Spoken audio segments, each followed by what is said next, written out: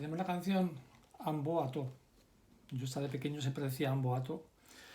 Bueno, en la mano derecha podemos pillar todas las notas con la posición Do, Re, Mi, Fa, Sol. 1, 2, 3, 4 y 5. Do con el 1, Re con el 2, Mi con el 3, Fa con el 4 y Sol con el 5.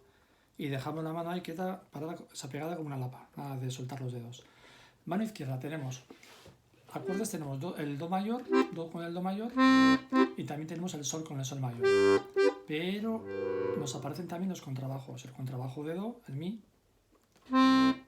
tenemos el Mi con el Do mayor y luego nos aparece, cuando aparece el Sol, Sol mayor, también nos viene el Si, contrabajo de Sol con Sol mayor, Sol al Si, que es el contrabajo, y del Do al Mi, que es su contrabajo.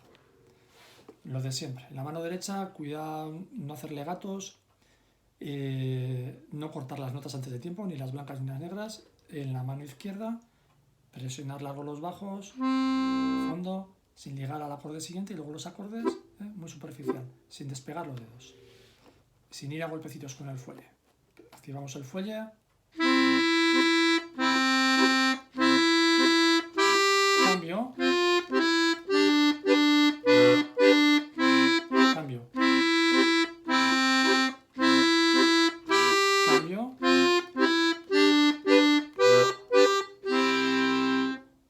¿Vale? Siempre cuidando que el fuelle está activado, no ir a golpes, que esta canción casi lo pide.